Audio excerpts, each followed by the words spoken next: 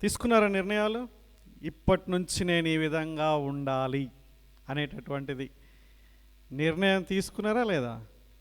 తీసుకున్నారు. Very good. కొంతమంది నిర్ణయాలు తీసుకోవడానికి కూడా కొంచెం భయపడుతుంటారు. మనం భయపడకూడదు. నిర్ణయం మనం తీసుకున్నప్పుడు దేవుడు మనకి సహాయం చేస్తాడు. ఒకవేళ మనం ఓటమి పాలైనా దేవుడు మనల్ని కనికరించి ఆ యొక్క విషయంలో తేనెటీగా అనుకున్నా ఆ యొక్క విషయంలో మనకి కృప దయచేస్తాడని మనం నమ్మి విశ్వాసంతో మనం ముందడుగు వేయాలి. చెప్పండి అందరూ కూడా ఏంటి? ముందడుగు వేయాలి. ఇనిషియేషన్ అనేటటువంటిది మనం తీసుకోవాలి. సో మీరు మీ యొక్క వ్యక్తిగత జీవితంలో, కుటుంబం విషయంలో, సంఘం విషయంలో కొన్ని తీర్మానాలు తీసుకొని ఉండొచ్చు. చాలా మంచిది, అభినందనీయం. అయితే ఈ రోజున మీరు ఒకవేళ తీసుకోకపోతే ఇప్పుడు తీసుకోవడానికి ఒక నిర్ణయం చెప్తున్నాను నేను, ఓకేనా? లేకుంటే ఈరోజు మనం నేర్చుకోబోయేటటువంటిది ఈ సంవత్సరం రోజులు మనం చాలా సీరియస్గా పాటించాల్సినటువంటి తీర్మానం. వాస్తవానికి ఈ సంవత్సరం మాత్రమే కాదు కానీ జీవితం మొత్తం కూడా పాటించాల్సినటువంటి తీర్మానం. ఇది ఎంత ప్రాముఖ్యమైందంటే దీని విషయంలో కనుక మనం జాగ్రత్తగా లేకపోతే భౌతికంగా, ఆత్మీయంగా రెండు విషయాల్లో చాలా ఘోరమైనటువంటి వైఫల్యం చెందే అవకాశాలు ఉన్నాయి. ఈరోజు మనం నేర్చుకోబోయేటటువంటి యొక్క అంశం మనల్ని భౌతికంగా అలాగే ఆత్మీయంగా చాలా ప్రభావితం చేస్తుంది. ఆ ఒక్క విషయంలో మనం చాలా కేర్ఫుల్గా ఉండాలి. అదేంటో మీరు గెస్ చేయగలరా?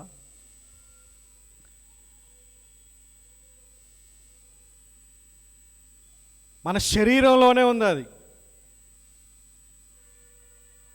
మన అవయవాల్లో ఒకానొక ప్రాముఖ్యమైన అవయవం. ముక్కు అనుకుంటున్నారా? కాదు. చెవులు అనుకుంటున్నారా? కాదు. భౌతికంగా, ఆత్మీయంగా రెండు విషయాల్లో కూడా మనల్ని ప్రభావితం చేసేటటువంటిది ఏంటంటే మన నాలుక. మన నాలుకకి లోపలికి ఏం పోతాయో అనేటటువంటి విషయంలో జాగ్రత్త లేకపోతే భౌతికంగా చాలా నష్టాలు చవి చూడాల్సి వస్తుంది. ఒకవేళ మనం మన నాలుకని నిజంగా పట్టించుకోకుండా ఒక ట్యాబ్లెట్ లాగా ఇష్టం లేకపోయినా సరే మంచి ఆహారాన్ని మనం తీసుకుంటే భౌతికంగా చాలా ఆరోగ్యంగా మనం ఉంటాం. కానీ ఇదే నాలుకని మనం సరైన విధంగా వాడకపోతే ఆత్మీయ జీవితంలో చాలా క్షీణమైనటువంటి స్థితికి వెళ్ళిపోతాం అన్నమాట. చాలా అట్టడుగు స్థాయిలోకి వెళ్ళిపోతాం.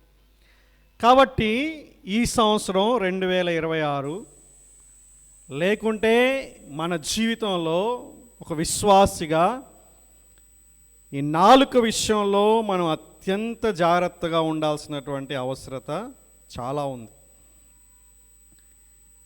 ఒకసారి మనందరం కూడా ఈ వచనాన్ని చదువుకుందాం. యాకోబు రాసినటువంటి పత్రికలో ఈ వచనం దాగి ఉందన్నమాట. 3వ అధ్యాయంలో ఆ యొక్క వచనం ఉండడం మనం చూస్తున్నాం.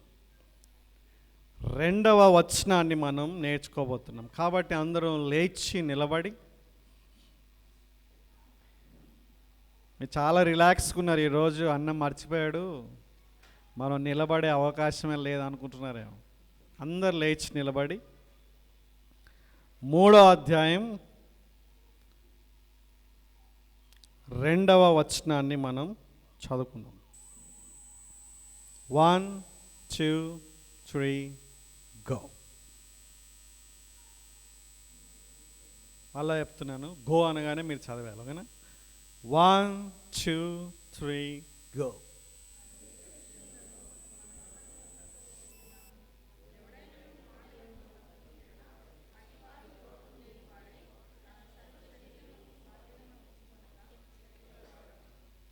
వాస్తవానికి మనం శుక్రవారం పూటే ఉపవాసం ఉంటాం. మీరు ఆదివారం కూడా ఉన్నట్లుగా అనిపిస్తుంది. ఉపవాసం ఉన్నా పర్వాలేదు, కొంచెం నోరు గట్టిగా తెరిచి అనర్గళంగా స్పష్టంగా బైబుల్ చదవడం రాని వాళ్ళకు కూడా అర్థమయ్యేటట్లుగా మీరు దృష్టి పెట్టుకొని, పిల్లల్ని అందరినీ దృష్టిలో పెట్టుకొని మీరు చదవాలి. 1, 2, 3, గో.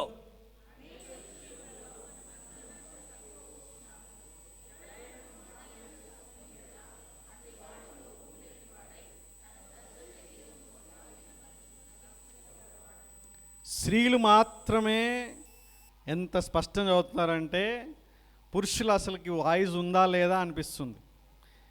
ఇక్కడ ఇంట్లో లేకపోయినా పర్వాలేదు, కానీ ఇక్కడ మీ యొక్క వాయిస్ని మీరు రైజ్ చేయాలి, ఓకేనా?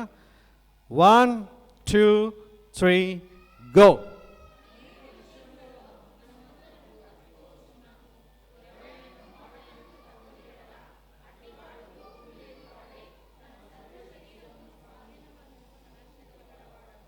రైట్, అందరం కూర్చుందాం. Thank you very much everybody.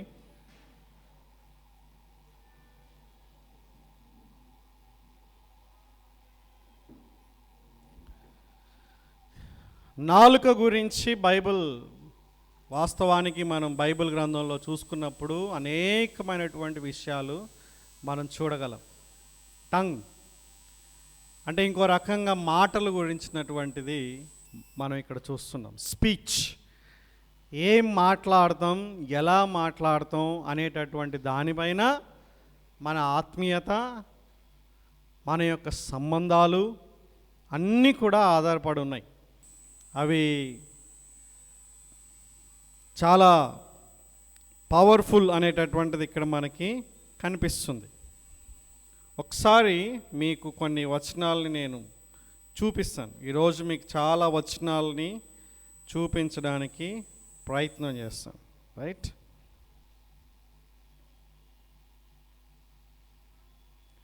సామెతల గ్రంథం 18వ అధ్యాయం 21వ వచనాన్ని మనం చదువుకుందాం. సామెతల గ్రంథం 18వ అధ్యాయం 21వ వచనం.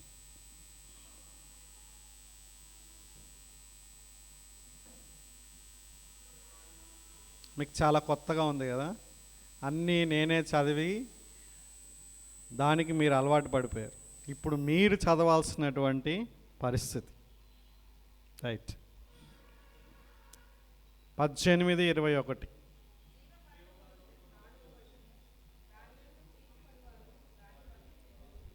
జీవ మరణములు నాలుక యొక్క వశం. జీవం మరణం నాలుక చేతిలో ఉంది అని చెప్తున్నాడు ఇక్కడ గ్రంథకర్త. ఎంతో జాగ్రత్తగా ఆలోచన చేసి, tongue has power to have life or death అంటే ఒక మనిషికి జీవాన్ని ఇవ్వడమైనా మనిషికి మరణాన్ని ఇవ్వడమైనా సరే ఆ యొక్క శక్తి నాలుక వశంలో ఉంది అనేటటువంటిది ఇక్కడ మనం చూస్తున్నాం. చార్ల్స్ స్పర్జన్ గారు ఏమంటున్నారు? Words are potent for life or for ruin. ఈ మాటలు అనేటటువంటివి జీవింప చేయడానికి లేకుంటే నాశనం చేయడానికి సామర్థ్యం కలిగి ఉన్నాయని చెప్తున్నాడు అన్నమాట ఆయన. మాథ్యూ హెన్రీ గారు ఏమంటున్నారు? The tongue may be a weapon of death or an instrument of healing.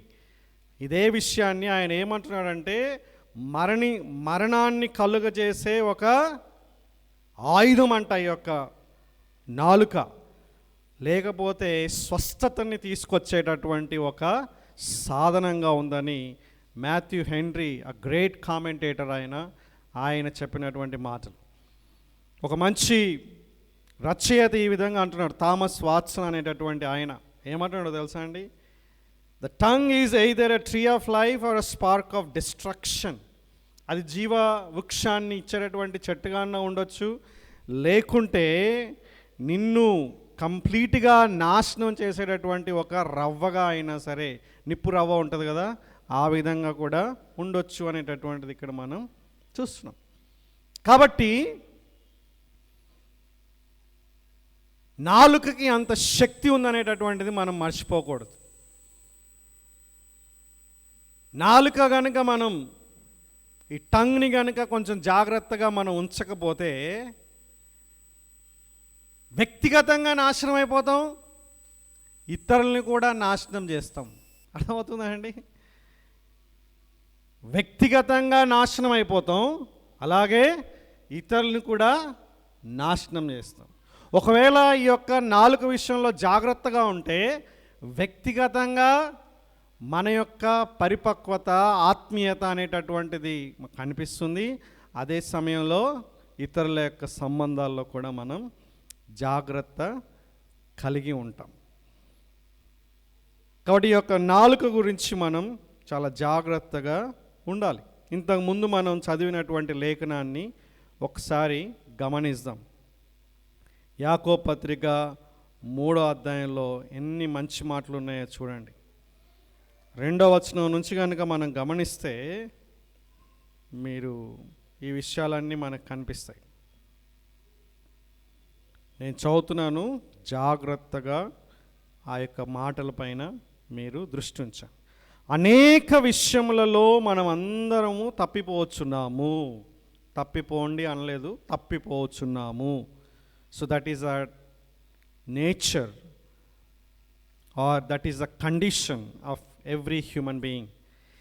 ఎవడైనను ఆర్ ఎనీ పర్సన్ మాట యందు తప్పని ఎడల అట్టివాడు లోపం లేనివాడై తన సర్వ శరీరమును స్వాధీనమందుంచుకొన శక్తి గలవాడగును అంటున్నాడు ఇక్కడ. అంటే మాటల విషయంలో కనుక నువ్వు నేను కేర్ఫుల్గా ఉండగలిగితే మన జీవితాన్ని, సర్వ శరీరమును అన్నప్పటికీ అర్థం ఏంటంటే మన హోల్ లైఫ్, మన జీవితాన్ని మనం స్వాధీనం పెట్టుకోగలము అని చెప్తున్నాడు ఇక్కడ. అంటే ఒకవేళ మాటల విషయంలో కేర్ఫుల్గా లేకపోతే మన జీవితాన్ని మనం స్వాధీనం పెట్టుకోలేము అని ఇంకొక అర్థం ఇక్కడ మనం చూడొచ్చు. కొన్ని ఉదాహరణలు కూడా ఇక్కడ ఇవ్వడం మనం చూస్తున్నాం. గుర్రములు మనకు లోబడుటకై నోటికి కళ్ళెం పెట్టి వాటి శరీరం అంతయు త్రిప్పుదాం కదా. ఓడలను కూడా చూడుడి, అవి ఎంతో గొప్పవై పెనుగాలి కొట్టుకొని పోబడినను ఓడ నడుపు వాని ఉద్దేశం చొప్పున మిక్కిలి చిన్నదగు చుక్కాని చేత త్రిప్పబడును. అంత పవర్ ఉంది అంటున్నాడు చుక్కానికి. అలాగుననే 5వ వచనంలో నాలుక కూడా చిన్న అవయవమైనను బహుగా అదిరిపడును. ఎంత కొంచెం నిప్పు ఎంత విస్తారమైన అడవిని తగలబెట్టును. నాలుక అగ్నియే. చూడండి ఇక్కడ మొత్తం నెగిటివ్ విధానంలో, అంటే ఎంత డిస్ట్రక్టివ్ మన యొక్క నాలుక, మన మాటలు ఎంత స్థాయిలో ఒక జీవితాన్ని, ఇతరుల జీవితాన్ని, ఒక వ్యవస్థని నాశనం చేస్తాయో ఇక్కడ వివరిస్తున్నాడు అనమాట. నాలుక మన అవయవంలో ఉంచబడిన పాప ప్రపంచమై, నాలుకనే పాప ప్రపంచం అంటున్నాడు ఇక్కడ. సర్వ శరీరమునకు మాలిన్యం కలుగజేయచ్చు, ప్రకృతి చక్రమునకు చిచ్చు పెట్టును, అది నరకం చేత చిచ్చు పెట్టబడును. మృగ, పక్షి, సర్ప, జల చరములలో ప్రతి జాతియు నరజాతి చేత సాధు కాజాలను సాధు ఆయను అనేటటువంటి మాట. అంటే మృగాల్లో కానీ, పక్షులను కానీ, సర్పములు కానీ, జలచరాలని, అంటే మనం కనుక కొన్ని ప్రాంతాలకు వెళ్తే డాల్ఫిన్స్ని, మిగతా వాటిని కూడా మనిషి కంట్రోల్ చేయగలుగుతున్నాడు, వాటిని కూడా స్వాధీనం చేయగలుగుతున్నాడు. అంత పెద్ద పెద్ద జంతువులు కూడా మనిషి ఏ విధంగా చెప్తే ఆ విధంగా అయిపోతున్నాయి. సింహాలు, పులులు, ఇవన్నీ కూడా ప్రతి దాన్ని మనిషి స్వాధీనం చేయగలుగుతున్నాడు, ట్రైనింగ్ ఇవ్వగలుగుతున్నాడు. పెద్ద పెద్ద ఫెరోషియస్ డాగ్స్, వాటిని చూస్తేనే భయపడి వణుకు పుట్టేటటువంటి కుక్కలు ఉంటాయి కొన్ని. కానీ మనిషి అలాంటి కుక్కల్ని కూడా కంట్రోల్ చేయగలుగుతున్నాడు, సింహాల్ని కంట్రోల్ చేయగలుగుతున్నాడు, గద్దల్ని కంట్రోల్ చేయగలుగుతున్నాడు. కొన్ని దేశాలకి వాటిని రాయబారులుగా పంపించి, ఒక గూఢాచారులుగా పంపించి వాటి దగ్గర నుంచి ఇన్ఫర్మేషన్ కూడా లాగుతున్నాడు. అంతగా మనిషి ఈ యొక్క రకరకాల జంతు పక్షాదుల్ని ట్రైనింగ్ ఇవ్వగలుగుతున్నాడు, స్వాధీనం చేసుకోగలుగుతున్నాడు. కానీ తన యొక్క నాలుకని స్వాధీనం చేసుకోలేనటువంటి పరిస్థితిలో ఉన్నాడు. ఇది కొంచెం దయనీయమైనటువంటి పరిస్థితి కదా.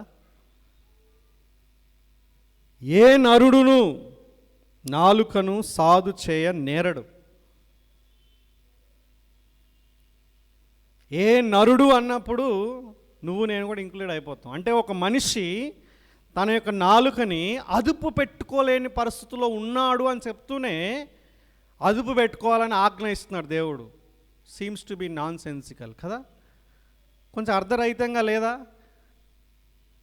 ఏ నరుడు కూడా నాలుకని సాధు చేయలేడు, కంట్రోల్ చేయలేడు.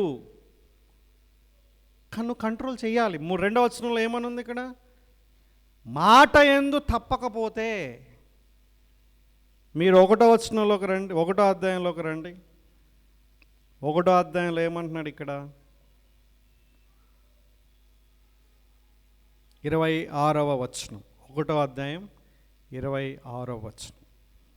ఎవడైనను నోటికి కళ్ళెం పెట్టుకొనక, అంటే స్వాధీనం పెట్టుకోకుండా, తన హృదయమును మోసపరుచుకొనుచు భక్తి గలవాడనని అనుకొని ఎడల వాని భక్తి వ్యర్థమే. అంటే ఇంకో మాటలో నాలుక మన భక్తిని రివీల్ చేస్తుంది అన్నమాట. మనిషి మాట్లాడేటటువంటి మాటను బట్టి మనిషి భక్తి గలవాడో కాదో చెప్పగలదు అనేటటువంటి విషయాన్ని ఇక్కడ మనం చూస్తున్నాం.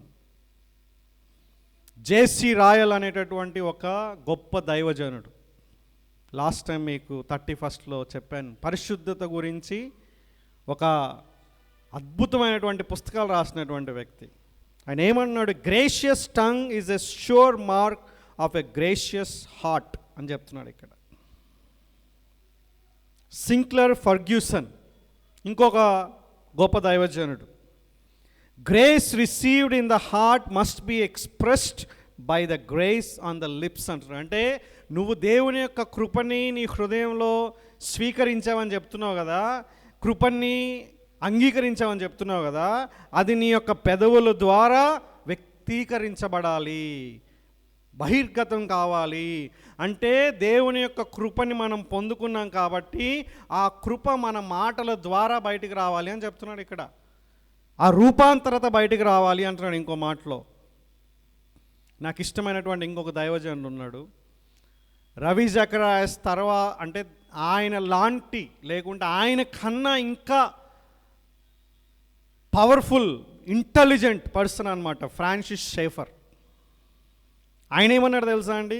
True spirituality shows it self in a gentle and truthful speech. నిజమైనటువంటి ఆత్మీయత సాత్వికంగా అలాగే సత్యముతో మాట్లాడే మాటల్లో తన్ను తాను వ్యక్తపరచుకుంటుంది అని చెప్తున్నాడు అన్నమాట ఇక్కడ.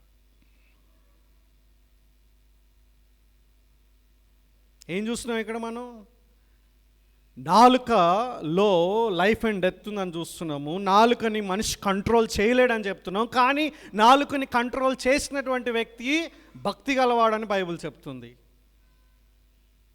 అంతేకాదండి, ఇక్కడ చూడండి 3వ అధ్యాయం 9-10 వచనాల్లో ఇంకా మనం ఆశ్చర్యపోతాం. మనం 3వ అధ్యాయం 9-10 ఈ వచనాల్లో ఇక్కడ బైబిల్ ఏం చెప్తుందో తెలుసా అండి? ఇదే నోటితో మనం దేవుణ్ణి స్తుతిస్తాం, కానీ అదే నోటితోని మనుషుల్ని శపిస్తామని చెప్తుంది అన్నమాట ఇక్కడ. ఒకే నోటితో ఆయన ఒక ఎగ్జాంపుల్ అంటున్నాడు. ఒక్క నీటి నుంచి, ఒక నీటి బుగ్గ నుంచి చేదు నీళ్ళు తీయటి నీళ్ళు ఊరగలవా? ఊరుతాయా? ఊట తెలుసు కదా, మీరు కర్నూలులో వెళ్తే అక్కడ షరీన్ నగర్ అని ఉంటుంది, కృష్ణ నగర్ కూడా ఉంటుంది. ఆ ఏరియాలో అందిరి అనేటటువంటి ఒక చిన్న లేక్ ఉంటుంది అన్నమాట, నదులు. ఐ థింక్ మీరు కృష్ణా నది దగ్గరికి వెళ్ళినా కూడా చాలా ప్లేసెస్ వెళ్తాయి. నేను ప్రత్యక్షంగా చూశాను. ఈ యొక్క సైకిల్లో లేకుంటే మిగతా వెహికల్స్లో చాలామంది ఉదయం పూట బాగా బయలుదేరి 8 బిందెలు, ప్లాస్టిక్ బిందెలు తీసుకొని ఒక దగ్గరికి వెళ్ళి ఆ ఊటలో ఇంతనే ఉంటుంది, అది ఊట నీకు ఇంతగా అనిపిస్తుంది అంతే, ఒక చెంబు తీసుకొని మొత్తం నింపుకుంటారు అన్నమాట నీళ్ళు. నువ్వు 8 కాదు 80,000 80 లక్షల నీళ్ళు నువ్వు నింపుకున్న నీళ్ళు ఊడుతూనే ఉంటాయి. అదే టేస్ట్ ఉంటుంది, అదే స్వచ్ఛత ఉంటుంది. సడన్గా కొన్ని తీయగా కొన్ని చేదుగా ఉంటే ఎట్లుంటుంది చెప్పండి? కీరా దోశ తింటే అట్లా అనిపిస్తుంది మనకి కదా. కొంతమంది కీరాకాయలు అన్నీ కోసి మన దగ్గర పెడితే కొన్ని తింటుంటే చాలా మధురంగా అనిపిస్తుంది. వా సడన్గా ఒకటి చేదుగా అనిపిస్తుంది, మొత్తం తిన్నదంతా కూడా ఘోరం అయిపోతుంది మన ఇక నోరు. దాన్ని కవర్ చేసుకోవడానికి ఇంకోటి తింటే పొరపాటున అది కూడా చేదుకుంది అనుకో, కీరా పైన విరక్తి పుట్టేస్తుంది మనకి. ఒక్క ఊట నుంచి చేదు తీయం అనేటటువంటిది ఏ విధంగా ఊరదో, మన నాలుక నుంచి కూడా ఆ విధంగా ఉండకూడదు అంటున్నాడు ఇక్కడ. శాపం అనేటటువంటిది ఎట్లా వస్తుంది? దేవునికి హల్లెలూయా, దేవునికి స్తోత్రం, ప్రభువా కరుణామయుడా, స్తుతి మహిమ ఘనత ప్రభావం నీకే నాయనా అని చెప్పుకుంటూ కొలాయి దగ్గర బూత్ మాట్లాడుతున్నావా? షాపింగ్ మాల్ దగ్గర బూత్ మాట్లాడుతున్నావా? భాగస్వామితో బూత్ మాట్లాడుతున్నావా? పిల్లలతో బూత్ మాట్లాడుతున్నావా? శపించేటటువంటి శాపనార్థాలు వస్తున్నాయా? పెద్ద పెద్ద వాళ్ళతో ఆడినట్లు, అంటే పెద్ద పెద్ద బూతు మాటలు కాకుండా చిన్న చిన్న ఆడుతున్నావా?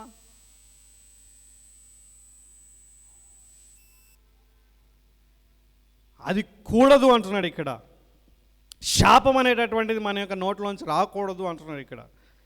హర్మన్ రిడర్బోష్ అనేటటువంటి ఇంకొక వ్యక్తి, ఈయన బిబ్లికల్ థియాలజీ అనేటటువంటి దాంట్లో ఒక మంచి నైపుణ్యం కలిగినటువంటి వ్యక్తి, రైట్? ఆయన ఈ మాటలు అంటున్నాడు, redeemed speech must reflect redeemed relationships అంటున్నాడు ఇక్కడ. అంటే నేను విమోచింపబడ్డాను, నేను దేవుని చేత విమోచింపబడ్డానని నేను మాట్లాడుతున్నప్పుడు ఆ విమోచింపబడినటువంటి మనలో విమోచింపబడిన వారికి ఎట్లాంటి మాటలు వస్తాయో అట్లాంటి మాటలు రావాలి అని ఆ యొక్క భక్తుడు మాట్లాడుతున్నాడు. ఇంకొక వ్యక్తి కూడా అదే మాట్లాడుతున్నాడు. Grace reshapes not only conduct but conversation. అంటే దేవుని యొక్క కృప మన జీవితాలని ప్రభావితం చేస్తుంది, రూపాంతరపరుస్తుంది కదా, కరెక్టే. అదొక్కటే కాదు, మన మాటల్ని కూడా రూపాంతరపరుస్తుంది అని చెప్తున్నాడు అనమాట. ఇంకో మాటలో నాకు ఇష్టమైనటువంటి ఇంకొక ఆథర్ తిమోతి కెల్లర్ అనేటటువంటి వ్యక్తి ఈ మాట అంటున్నాడు. The gospel humbles our speech, softens our words అంటున్నాడు ఇక్కడ. అంటే సువార్త అనేటటువంటిది మన యొక్క మాటలు గర్వంలో కాకుండా, అతిశయోక్తి కాకుండా, మనం దీనత్వం కలిగి మాట్లాడేటట్లుగా, అలాగే మనకి మృదువైనటువంటి మాటలు మాట్లాడేటటువంటి కృప సువార్త శక్తిలో ఉంది అనేటటువంటిది ఇక్కడ మనం చూస్తున్నాం. మీరు దావీదుని కనుక గమనిస్తే మొదటి సమూయేలు గ్రంథం 24వ అధ్యాయంలో ఆ దావీదు రాజు కాకముందు సమూయేలు వచ్చి అతన్ని రాజుగా అభిషేకిస్తాడు. అది సౌలుకు తెలుస్తుంది. సౌలు ఇజ్రాయెల్ దేశానికి మొట్టమొదటి రాజు. ఒక అద్భుతమైనటువంటి ప్రారంభం, ఒక మిరాక్యులస్ ఇంటర్వెన్షన్, ఒక కనిష్టమైనటువంటి గోత్రంలో నుంచి, అసలు బెన్యామీన్ గోత్రంలో నుంచి రావడం అనేటటువంటి చాలా అమేజింగ్. దేవుడు మొదటి రాజుగా చేసినప్పటికీ అసూయ పెంచుకొని దావీదుని ఎన్నోసార్లు చంపడానికి ప్రయత్నించినటువంటి వ్యక్తి. కానీ దావీదు ఈ యొక్క సౌల్ని శపించడానికి తన నోటిని ఉపయోగించలేదు, నాశనం చేయడానికి ఉపయోగించలేదు, శపించడానికి కూడా ఉపయోగించలేదు. దేవుడు అభిషేకించినటువంటి వ్యక్తి నేను ఎట్లా, అసలు అట్లాంటి ఎవరైనా సౌలుకి వ్యతిరేకంగా మాట్లాడితే, దావీదుకి ఫేవరబుల్గా మాట్లాడినా, దేవుని యొక్క అభిషక్తుని నువ్వు అన్నావు కాబట్టి నీకు శిక్ష పడాలని క్యాపిటల్ పనిష్మెంట్ ఇచ్చినటువంటి వ్యక్తి. కొంతమంది ఈ యొక్క దాన్ని వ్యక్తిగతంగా దుర్వినియోగం చేసేటటువంటి సేవకులు కూడా ఉన్నారు. ఇక్కడ దావీదు నుంచి మనం నేర్చుకోవాలి. కానీ వాళ్ళు ఏం చేస్తారంటే, దేవుడు అభిషేకించినటువంటి వ్యక్తిని మీరు ఏమనకూడదు, నన్నేమనకూడదు అని వ్యక్తిగతంగా మాట్లాడతారు. ఆ విధంగా మాట్లాడకూడదు. ఇక్కడ దావీదులాగా ఉండాలి మనం అనేటటువంటిది ఇక్కడ మనం నేర్చుకోవాలి. దేవుని యొక్క పిల్లలు శపించే శాపనార్థాలు చేయరు అనేటటువంటిది ఇక్కడ మనం తెలుసుకుంటున్నాం. కాబట్టి నాలుకలో జీవ మరణాలు ఉన్నాయి. నాలుక శాపం అనేటటువంటిది చేయకూడదు, శపిస్తూ ఉంటారు జనాలు. అదే నాలుకలో మనం కనుక సరిగ్గా ఉంటే మన భక్తి అనేటటువంటిది రివీల్ అవుతుంది అనేటటువంటి విషయాన్ని ఇక్కడ మనం నేర్చుకున్నాం. అంటే నాలుక ఈజ్ ఏ కొలమానం. మన యొక్క మాటలకి అది కొలమానం అన్నమాట. అంటే మనం మాట్లాడే మాటలు మన ఆత్మీయతకి కొలమానం.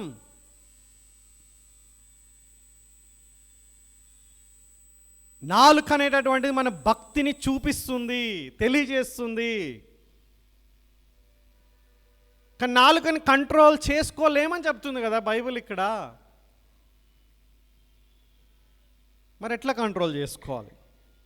దానికన్నా ముందు ఒక వచనాన్ని నేను మీకు చదివి వినిపిస్తాను. మత్తయి సువార్త 12వ అధ్యాయం 34వ వచనం. అంటే ఎంత సీరియస్ అనేటటువంటిది ఇక్కడ మనకి తెలుస్తుంది.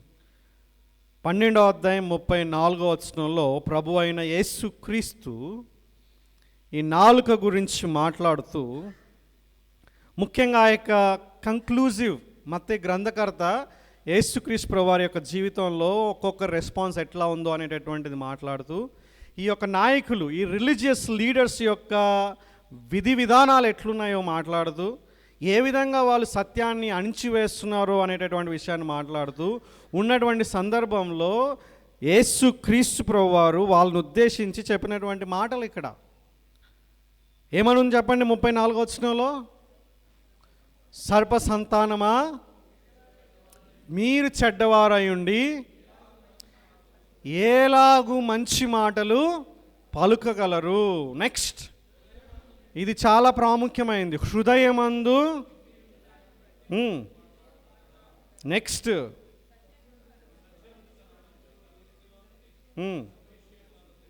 రైట్, నెక్స్ట్, నేను మీతో చెప్పున్నదేమనగా, మనుష్యులు పలుకు ప్రతి వ్యర్థమైన ప్రతి మాటను బట్టి విమర్శ దినమందు లెక్క చెప్పవలెను. నెక్స్ట్ ఏముంటుంది? నీ మాటలను బట్టియే నీతిమంతుడవనియు, మళ్ళా నీ మాటలను బట్టియే అపరాధివని. ఇది ఎంత భయం కలిగించే వచనం అండి ఇది. మాటలు మన యొక్క నిత్యత్వాన్ని శాసిస్తున్నట్లుగా ఇక్కడ మనకు అనిపిస్తుంది. నీ మాటను బట్టియే నువ్వు అపరాధివన్నా ఉండొచ్చు, లేకుంటే నువ్వు. ఇక్కడ చూడండి, ఇక్కడ ఈ యొక్క డైలాగు మనం 34 చూస్తే, మనుష్యుడు మాట్లాడే ప్రతి బూతు మాటకు అన్నాడా? మనుష్యుడు మాట్లాడే ప్రతి ఒక్క చెడ్డ మాటలుగా అన్నాడా? మనుష్యుడు మాట్లాడే ప్రతి ఒక్క వ్యర్థమైన మాటలకి, అంటే వ్యర్థమైన మాటలకే అంత స్థాయిలో దేవుని యొక్క పనిష్మెంట్ ఉంటే, ఇక మిగతా వాటి గురించి ఆలోచించే. యూస్లెస్ వర్డ్స్ అనేటటువంటిది మనం చూస్తున్నాం. వ్యర్థమైనటువంటి మాటలను బట్టి మనిషి తీర్పు పొందుతాడు అనేటటువంటిది ఇక్కడ మనం చూస్తున్నాం.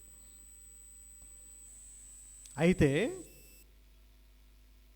దీన్ని సందర్భంలో అర్థం చేసుకోవాలి. ఓకేనా? ఈ సందర్భం ఏంటి అని కనుక మనం జాగ్రత్తగా గమనిస్తే, మత నాయకులు, యూదా మత నాయకులు దేవుని గురించినటువంటి సంపూర్ణమైన ఆ ప్రత్యక్షతని ఆయన యొక్క అద్భుతాల ద్వారా, బోధల ద్వారా, జీవితం ద్వారా, లేఖనాల ద్వారా గుర్తించినప్పటికీ కూడా కావాలని ఆ సత్యాన్ని అణిచివేసే ప్రయత్నంలో యేసుక్రీస్తు ప్రభువారిని క్రీస్తుగా, అభిషక్తుడిగా, మెస్సియాగా అంగీకరించకుండా ఉన్నటువంటి సందర్భంలో యేసుక్రీస్తు ప్రభువారు చెప్తున్నారు, మీరు చెడ్డవాళ్ళుగా ఉండి మీరు మంచి ఎట్లా మాట్లాడతారు అంటే అర్థమేంటి తెలుసా అండి? అక్కడ వాళ్ళ హృదయం చెడుగా ఉంది. అందుకే అంటున్నాడు, ఏమన్నాడు చెప్పండి? హృదయం నిండి ఉన్న దాన్ని బట్టి నోరు మాట్లాడతారు. సో వాళ్ళ హృదయంలో దేవుని పట్ల, యేసుక్రీస్తు పట్ల సరైనటువంటి వైఖరి లేదు కాబట్టి ఆయన ఎన్ని కార్యాలు చూపించినా సరే వాళ్ళ మాటలు ఎట్లున్నాయి? నువ్వు తిండిపోతువి, నువ్వు దయ్యం పట్టినటువంటి వాడివి, నజరేతులో నుంచి ఏదన్నా మంచిది వస్తుందా అనేటటువంటి మాటలతో యేసుక్రీస్తు ప్రభువారిని తృణీకరించినటువంటి వారు. సో అక్కడ వ్యర్థమైన ప్రతి మాట అన్నప్పుడు యేసుక్రీస్తు ప్రభువారిని నువ్వు అంగీకరించే వ్యక్తిగా ఉన్నావా, యేసుక్రీస్తు ప్రభువారిని నువ్వు తృణీకరించే వ్యక్తిగా ఉన్నావా అనేటటువంటిది అక్కడ సందర్భం. అదే సమయంలో ఒక ప్రిన్సిపల్ మనం ఏం తీసుకోవచ్చు అంటే, యూస్లెస్ వర్డ్స్ని దేవుడు సీరియస్గా తీసుకుంటాడు. అంటే ఆ యొక్క యూస్లెస్ వ్యర్థమైన మాటలు ఎట్లొస్తున్నాయి అంటే హృదయంలో నుంచి వస్తున్నాయి. అంటే ఇక్కడ యాకోబు పత్రికలో ఏ మానవుడు కూడా నాలుకని సాధు చేయనేరడు అని చెప్పినప్పుడు మరి దేన్ని సాధు చేయాలి? దేన్ని సాధు చేస్తే మన నాలుక కంట్రోల్ అవుతుంది? మన నాలుకని కంట్రోల్ చేయగలం మనం? హృదయం. అర్థమవుతుందా అండి? సో ఇప్పుడు నాలుకని నేను కంట్రోల్ చేయాలి, మంచిగా మాట్లాడాలి, ఇప్పటి నుంచి నేను వ్యర్థమైన మాటలు మాట్లాడకూడదు, ఇప్పటి నుంచి బూతు మాటలు మాట్లాడకూడదు, ఇప్పటి నుంచి నేను క్షేమాభివృద్ధికరమైన మాటలు మాట్లాడాలి, ఇప్పటి నుంచి నేను అబద్ధాలు మాట్లాడకూడదు, ఇప్పటి నుంచి నేను సాడీలు చెప్పకూడదు. మంచిదే, కానీ మళ్ళా ఆ విషయంలో పొరపాటు అయ్యే అవకాశాలు ఉన్నాయి. ఎందుకంటే అస్సలైనటువంటి వేరుని మనం టచ్ చేయడం లేదు. ఈ బయట ఇవన్నీ మారాలంటే, వీటన్నిటిలో కూడా రూపాంతరత రావాలంటే ఏం కావాలండి మనకి? మన హృదయం రూపాంతరత చెందాలి. అందుకే ఇక్కడ బైబిల్లో ఏమనుంది?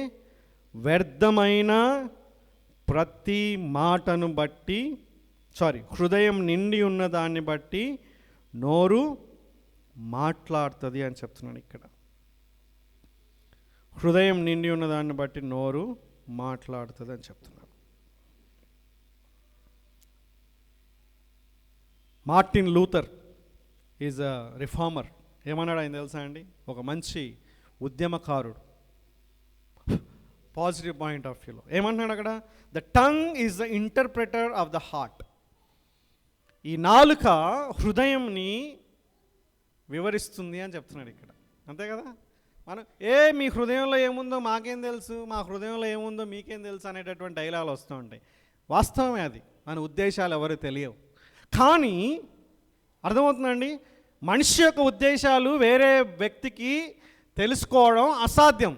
ఈ విషయంలో ఎటువంటి డోకా లేదు. కానీ ఒక జనరల్గా ఒక మనిషి ఎలాంటి వాడు, మనిషి యొక్క నైజం ఏంటి, మనిషి ఆత్మీయంగా ఉన్నాడా లేదా, మనిషి భక్తిగా ఉన్నాడా లేదా, మనిషి దేవునిలో ఎదుగుతున్నాడా లేదా, మనిషి దేవుణ్ణి మహిమపరుస్తున్నాడా లేదా, మనిషి ధనాపేక్ష ఉందా లేదా, మనిషికి యొక్క సంబంధాలంటే ఇంట్రెస్ట్ ఉన్నాయా లేదా, ఈ మనిషికి ఈ భౌతిక సంబంధాలే ఇంట్రెస్ట్ ఉన్నాయా లేదా, మనిషి ఆత్మీయంగా దేవుని గురించి ఎక్కువగా తాతాలాడుతున్నాడా, లేకుంటే ఈ యొక్క మనిషి ఈ లోక సంపద లేకుంటే భూ సంబంధమైన వాటిని వెతుకుతున్నాడా, ఈ మనిషి ఎలా ఉన్నాడు అనేటటువంటిది జనరల్గా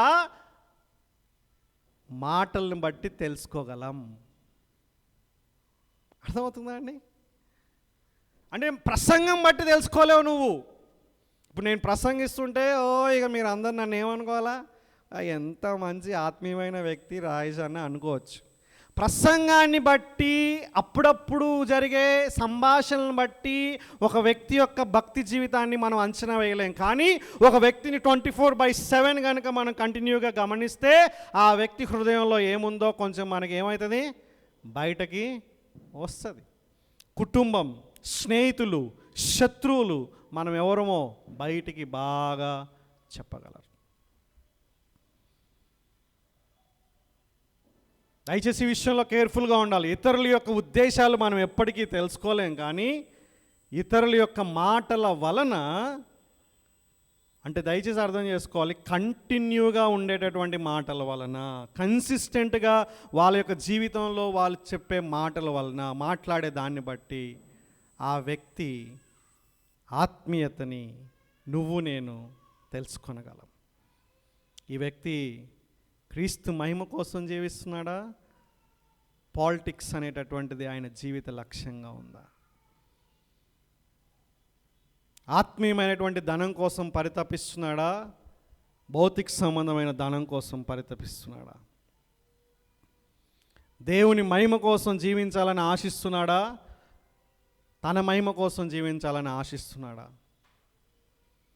దేవుని పైన నమ్మకం ఉండేటటువంటి వ్యక్తిలాగా ఉన్నాడా, లేకుంటే తనపైన తాను నమ్మకం కలిగి చింతించి జీవితాన్ని వృధా చేసుకుంటున్నాడా? ఇవన్నీ కనిపిస్తున్నాయి. అర్థమవుతుందా అండి? ఇవన్నీ మనం బేరీజు వేసుకోవచ్చు. మనం తెలుసుకోవాలి, మన ఇతరులకు కూడా మనం సహాయం చేయగలం.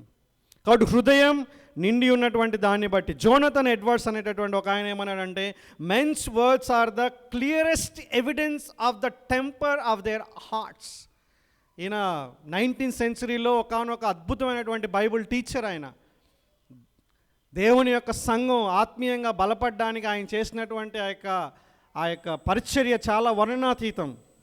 ఆయన ఏమన్నాడంటే, మనిషి హృదయంలో ఉన్నటువంటి ఆ యొక్క విధానాలు మాటల ద్వారా చాలా స్పష్టంగా రుజువుపరచబడతాయని చెప్తున్నాడు అనమాట. ఇంతకన్నా వివరణ ఎవరైనా ఇవ్వగలరా అండి? Herman Bavinck, speech is the outward revelation of the inner life.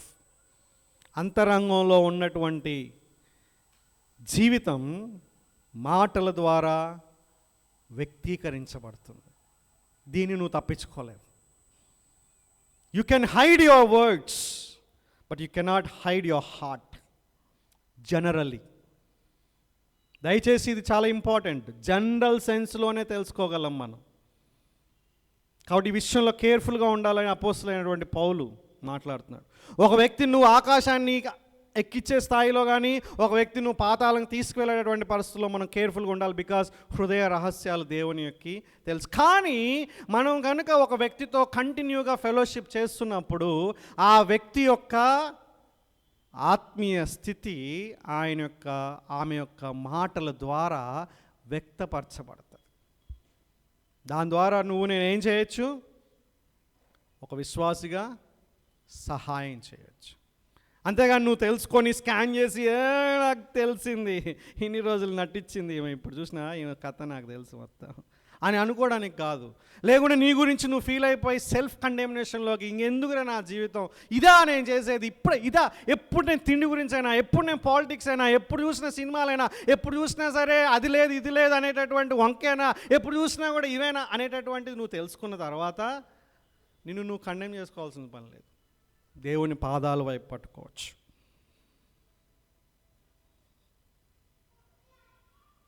కాబట్టి నీ నాలుక గురించినటువంటి విషయం ఒకసారి మనం ఆలోచన చేయండి. 2 విషయాలు మనం చూసుకున్నాం ఇప్పుడు. ఏంటంటే నాలుక ఈ శక్తివంతమైనది. నాలుకతో మనం శాపనార్థాలు పెట్టే అవకాశాలు ఉన్నాయి. నాలుక అనేటటువంటిది కంట్రోల్ చేయలేము, కానీ దీన్ని మొత్తాన్ని నాలుకని కంట్రోల్ చేయగలిగేది ఏంటండి? హృదయం. ఆ హృదయం దేవుని చేత రూపాంతరం చెందితే, ప్రతిరోజు వాక్యంతో రూపాంతరం చెందబడితే అప్పుడు నాలుక ఏమైపోతుంది? ఆటోమేటిక్ కంట్రోల్ అవుతుంది. కాబట్టి నాలుక మంచిది కాదు, నాలుకను కోసేయకండి. నాలుక కోసిన హృదయం కనుక సరిగా లేకపోతే చాలా కష్టం, రైట్? సో నాలుక అన్నప్పుడు హృదయం ఈ నాలుక హృదయాన్ని మనకి చూపిస్తుందని మనం తెలుసుకోవాలి. 2 అప్లికేషన్స్ చెప్పి నేను ముగిస్తాను. చాలా మనం దీని గురించి డీటెయిల్గా స్టడీ చేయొచ్చు, కానీ 2 విషయాల్ని దేవుని యొక్క సన్నిధిలో మనం అడుగుదాం, రైట్? మొదటిగా మన యొక్క నోటి మాటలు కృపాసహితంగా ఉండేటట్లుగా మనం చూసుకోవాలి. కొలస్సీలకు రాసినటువంటి పత్రిక 4వ అధ్యాయం 6వ వచనం. కొలస్సీలకు రాసినటువంటి పత్రిక 4వ అధ్యాయం 6వ వచనం.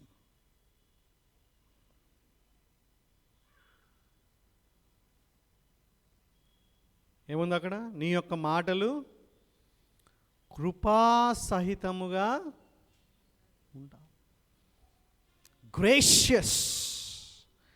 గ్రేస్ఫుల్గా ఉండాలి. ముఖ్యంగా మీరు రూతు గ్రంథం కనుక చదివితే 1వ అధ్యాయంలో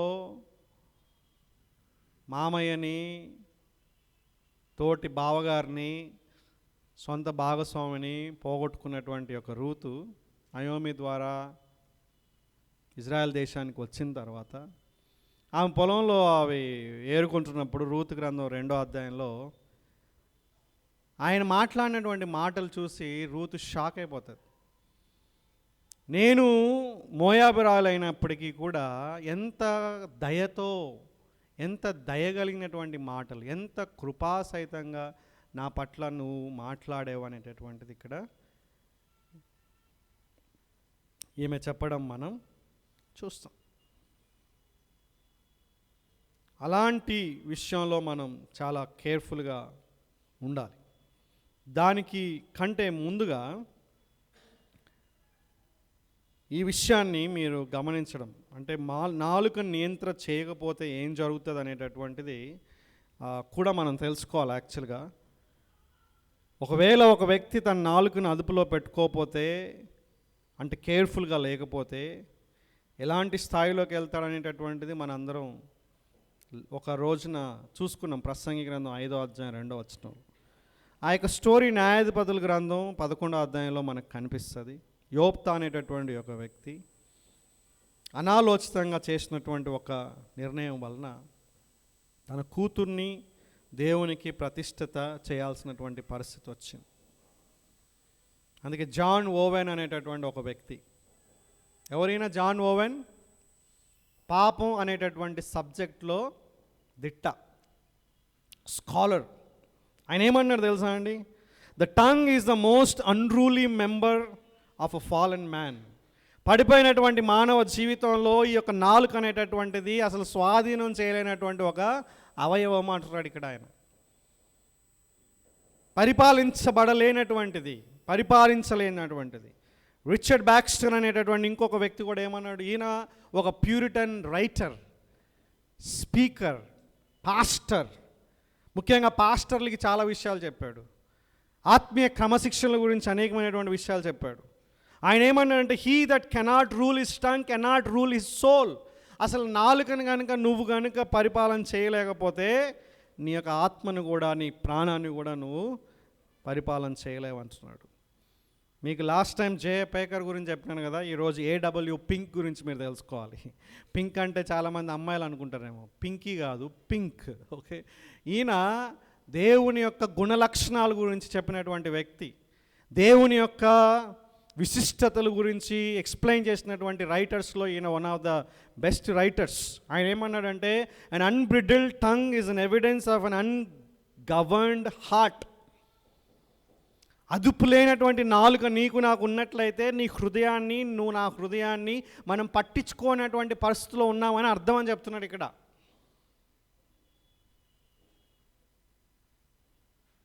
సో ఇప్పుడు మీరు అందరూ కూడా ఒక కంక్లూజన్కి వచ్చేసారు. ఏంటి చెప్పండి? నాలుగుని కంట్రోల్ చేయలేము, హృదయాన్ని కంట్రోల్ చేస్తే నాలుగు కంట్రోల్ అయిపోద్ది అనుకుంటున్నారు. కానీ హృదయం కూడా చాలా పరేషాన్ ఉంది, తెలుసా మీకు? ఇర్మియా గ్రంథం ఏం చెప్తున్నాడు? ఇర్మియా గ్రంథం అంటేనే మీకు నాలుక, హృదయం గుర్తు రావాలి. హృదయం మోసకరమైనది, ఘోరమైన వ్యాధి గలది, దానిని గ్రహింపగలవాడు ఎవడు? ఇక్కడ మనకు హోప్ లేనటువంటి పరిస్థితిలో ఉన్నాం. చూసారా అండి? హృదయాన్ని కంట్రోల్ చేసుకుంటే నోటిని కంట్రోల్ చేసుకోవచ్చు అనుకున్నాం, కానీ మరి హృదయాన్ని గ్రహించలేని పరిస్థితిలో ఉన్నాడు కదా మనిషి. ఘోరమైనటువంటి వ్యాధితో ఉంది కదా యొక్క హృదయం, మోసకరమైనది. ఎందుకు ఈ మోసకరమైనది అంటున్నాడు ఇక్కడ హృదయాన్ని? ఎందుకంటే మనకు మంచిగా అనిపిస్తుంది. ఒకడు తన దృష్టిలో తను చేసేది కరెక్టే అనుకుంటాడు, తుదకది మరణానికి దారితీస్తుంది. 2 సార్లు నీ యొక్క వాక్యాలు, నేను చేసేది రైటే అనుకుంటున్నావు నువ్వు. హృదయం అట్లా మనల్ని డిసీవ్ చేస్తుంది. అది డిసెప్షన్ అంటే అదనమాట. మనిషి యొక్క హృదయం మనిషిని మోసం చేస్తుంది అనమాట. మనం చేసేటటువంటిది మంచిది అనిపిస్తుంది మనకి. ఎప్పుడు దాకా మంచిగా అనిపిస్తుంది? Until you come to the word of God. దేవుని వాక్యాన్ని దగ్గరకు వచ్చేంత వరకు మన హృదయం మనల్ని మోసం చేస్తుంది. కానీ once you come to the word of God, దేవుని వాక్యం దగ్గరకు వస్తే నీ హృదయం నిన్ను మోసం చేయలేదు. ఎందుకంటే దేవుని వాక్యం అర్థంలాగా ఉందన్నమాట. అది అర్థంలా ఉంది కాబట్టి నువ్వు అనుకున్నది కరెక్టా కాదా అనేటటువంటిది చాలా స్పష్టంగా హృదయంలో కనిపిస్తుంది. కాబట్టి దేవుని వాక్యం ఏం చెప్తుందంటే, above all God your heart, అన్నిటికంటే ఎక్కువగా నీ హృదయాన్ని కాపాడుకో అని బైబిల్ చెప్తుంది. తెలుసా అండి? సామెతల గ్రంథం 4:23 చదవండి.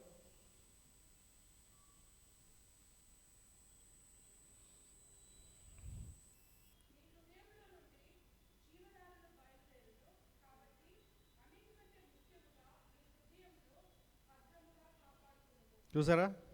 అన్నిటికంటే ఎక్కువగా ఏం చేయాలి? నీ హృదయాన్ని. ఒక దగ్గర ఏమో మనల్ని మోసం చేస్తుందని చెప్పారు, ఇంకో దగ్గర నేను కాపాడుకో అని చెప్తున్నారు. సో మోసం ఎప్పుడు దాకా చేస్తుంది అంటే, మనల్ని మనం దేవుని వాక్యం అవతల కనుక ఉంటే మనం మోసపోతాం. మనం ఒక చిన్న అబద్ధం, ఒక చిన్న కొండెం, ఒక చిన్న లీకేజ్ ఆఫ్ రహస్యం, మన యొక్క మాటలు మనకు మంచిగానే అనిపిస్తాయి, కానీ మనల్ని మోసం చేస్తున్నారు. నేను చేసేది రైటే అనిపిస్తుంది మనకి, వేరే వాళ్ళు బాగుపడుతున్నారు కదా అనిపిస్తుంది మనకి. కానీ దేవుని వాక్యం దగ్గరికి వచ్చినప్పుడు హృదయం మనల్ని మోసం చేయలేదు. ఇదొక గొప్ప సత్యం. అంటే మన టంగ్ని కంట్రోల్ చేయాలనుకుంటే మన హృదయాన్ని మనం కంట్రోల్ చేయగలగాలి. మన హృదయం ఏ విధంగా స్వాధీనం అవుతుంది అంటే, లేకుంటే రూపాంతరం చెందుతుందంటే దేవుని వాక్యం దగ్గరకు వచ్చినప్పుడు. అందుకే మీరు న్యూ ఇయర్లో మీరు చేసిన కమిట్మెంట్ చాలా అభినందనీయం.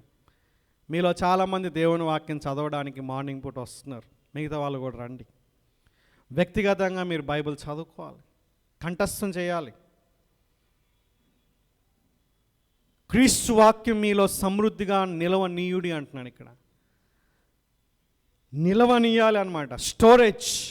దివారాత్రం దేవుని వాక్యాన్ని ధ్యానించాలని చెప్తున్నాడు. 24/7 రాత్రి జాములు యందు నీ వాక్యం ధ్యానిస్తుండగా అని చెప్తానమాట. మన మెడిటేషన్, ధ్యానం దేవుని వాక్యం. ఈ విధంగా ఉన్నప్పుడు ఇవన్నీ కూడా మన నిర్ణయాల్ని, మన హృదయాన్ని ప్రభావితం చేస్తాయి. అప్పుడు మన యొక్క నాలుక ప్రభావితం అవుతుంది. అప్పుడు మన నాలుకని మనం కంట్రోల్ చేయగలం. అంటిల్ దెన్, అప్పటిదాకా ఏ మనిషి కూడా నాలుకని కంట్రోల్ చేయలేడు. కాబట్టి మన భక్తి జీవితం మన నాలుక పైన ఆధారపడి ఉంది. కాబట్టి మన యొక్క హృదయాన్ని మనం సెట్ చేసుకోవాలి దేవుని యొక్క వాక్యం ద్వారా.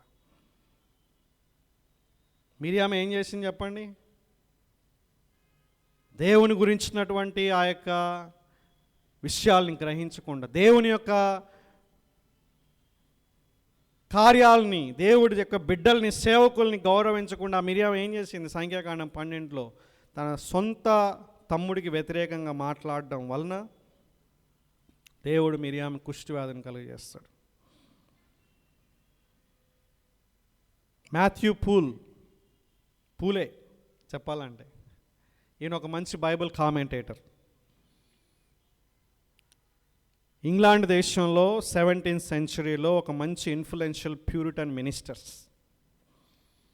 ఆయన ఏమన్నాడంటే, the tongue kindles evils far beyond its size.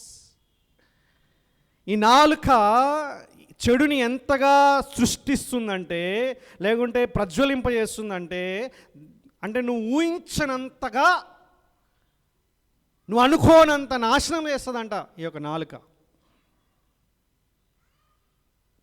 John Gill అనేటటువంటి ఇంకొక మంచి వేదాంతపరుడు, మీరు కనుక ఇంటర్నెట్లో ఏదన్నా సెర్చ్ చేసినప్పుడు కొన్ని కామెంటరీస్ మీకు వస్తాయన్నమాట.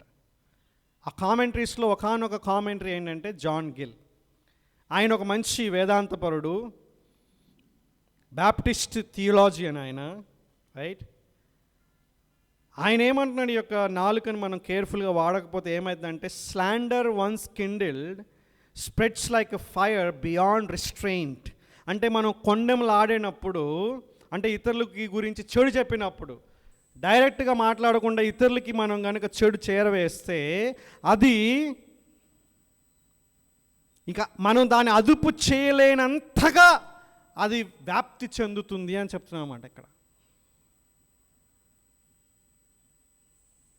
అందుకే సామెతల గ్రంథంలో ఏమని తెలుసా అండి, కొండగాని మాటలు రుచిగల భోజ్యములు అవి కడుపులోకి దిగిపోవనని చెప్తున్నాడు ఇక్కడ.